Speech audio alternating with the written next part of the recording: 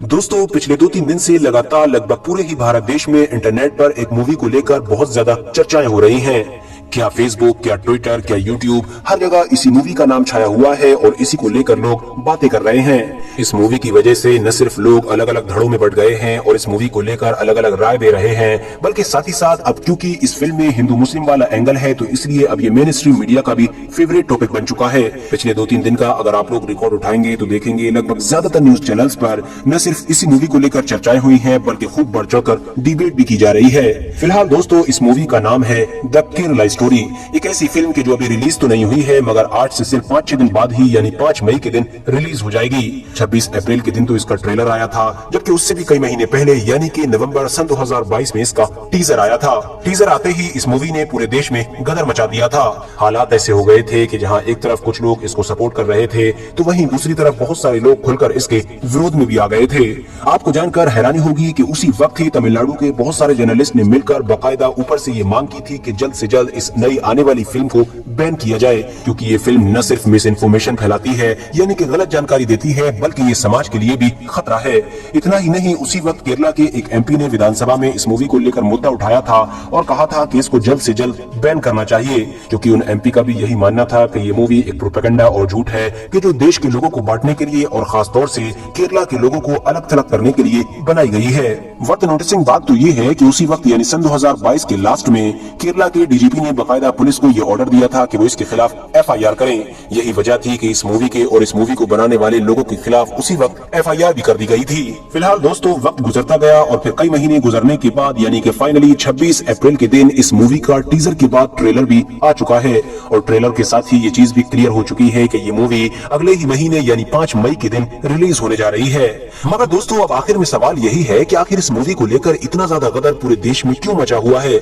इस मूवी में ऐसा है क्या? इस मूवी में क्या कहानी दिखाई गई है? किस चीज के बारे में बात की गई है और कौन सा दौर दिखाया गया है? क्या वजह है कि ट्रेलर आते ही जहां एक तरफ बहुत बड़ा ग्रुप इसको बैन करने की मांग पर अड़ा हुआ है तो वहीं दूसरी तरफ कुछ लोग ऐसे हैं कि जो इसको हिट कराने की कसम खा चुके हैं। तो चलिए यही सब कुछ जानने की कोशिश करते हैं। दरअसल दोस्तों, इस फिल्म की पूरी कहानी शालिनी नाम की एक ऐसी लड़की के आसपास घूमती है कि जो धर्म से हिंदू होती है और एक नर्सिंग कॉलेज में पढ़ाई कर रही होती है। फिल्म का ट्रेलर शुरू होते ही देखा जा सकता है कि ऑफिसर्स उस लड़की से पूछते हैं कि भाई बताइए तुमने आईएएस कब ज्वाइन किया? इसके जवाब में वो कहती है कि सवाल ये नहीं है कि मैंने कब ज्वाइन किया, बल्कि ये पूछो कि मैंने क्यों और कैसे ज्वाइन किया। और उसके बाद ही इस लड़की की पूरी जिंदगी की कहानी फिल्म के जरिए से शुरू होती है। मोटे तौर पर आप ये समझिए कि दरअसल इस फिल्म में ये दिखाने की कोशिश की गई है कि केरला के अंदर पिछले कई सालों से लगातार हिंदू लड़कियों को टारगेट किया जा रहा है और उनको टारगेट पर लेकर बाकायदा पहले मुस्लिम लड़कियां बहला फुसलाकर उनका धर्म बदलवाती हैं, मुस्लिम लड़कों से दोस्ती करवाती हैं और फिर वो उनकी शादी भी करवा देती हैं। इस तरह से उनको न सिर्फ बड़ी तेजी के साथ हिंदू से मुस्लिम ही बनाया जा रहा है,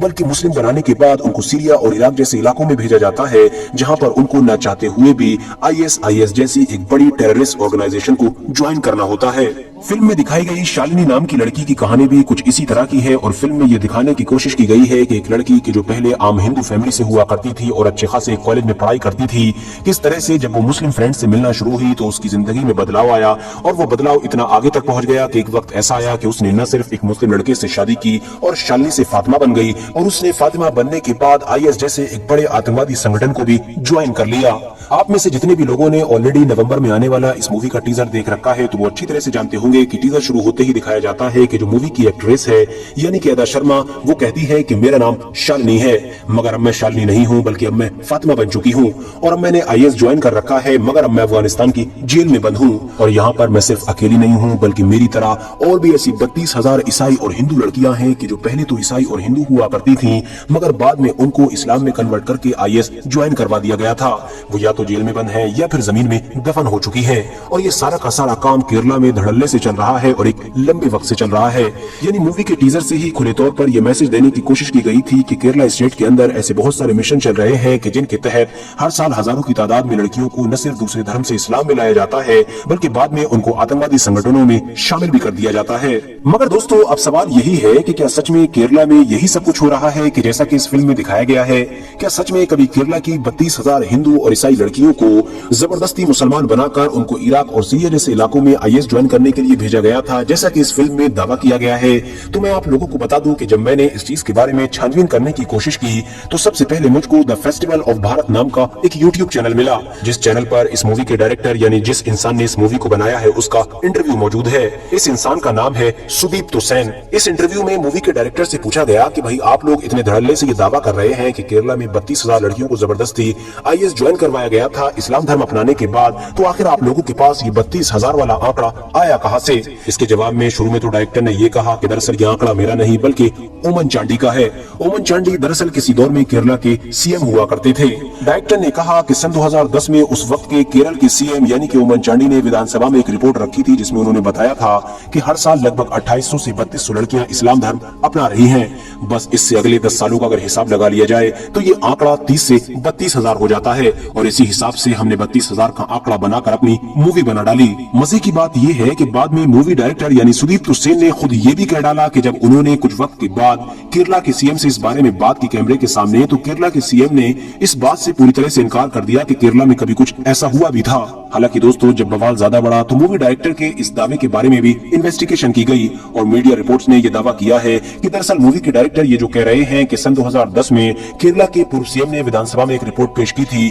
दरअसल उनका वो दावा भी गलत है, क्योंकि केरला के जो पूर्व CM थे यानी कि ओमन चांडी, उन्होंने दरअसल 2010 में नहीं बल्कि 25 जून सन 2012 को इस बारे में बयान दिया था, और उस बयान में उन्होंने कहा था कि सन 2006 से लेकर अब तक लगातार हमारे राज्य में 2667 लड़कियों ने इस्लाम धर्म अपनाया है। यानी कि दोस्तों वो आंकड़ा हर साल का नहीं बल्कि 6 साल का था, सन 2006 से लेकर 2012 तक का। सबसे ज्यादा हैरानी की बात तो ये है कि पूर्व CM का वो बयान हर साल के लिए नहीं बल्कि पूरे 6 साल के लिए था, और उस बयान में भी उन्होंने ये नहीं कहा था कि लड़कियों का जबरदस्ती धर्म परिवर्तन करवाया गया है, बल्कि जाहिर है हर इंसान अपनी मर्जी से भी तो अलग अलग इलाकों में अपने धर्मों को बदलता रहता है। इसके अलावा खासतौर से लड़कियों की IS ज्वाइन करने वाली बात को लेकर जो जोर दिया जा रहा है और जिस टॉपिक पर पूरी मूवी को ही बना दिया गया है, उस बारे में तो केरला के पूर्व CM ने कोई बात की ही नहीं थी। यानी आसान लफ्जों में आप ये समझ सकते हैं कि ये जो 32,000 का टैग लगाया गया है, ये दरअसल सिर्फ और सिर्फ मार्केटिंग के लिए है, वरना इसके पीछे कोई भी ऐसा प्रूफ मौजूद नहीं है कि जो इसको सच साबित कर सके। शायद यही वजह है कि आप लोग जितने भी ऐसे इंटरव्यूज देखेंगे कि जिसमें इस फिल्म से जुड़े हुए लोगों से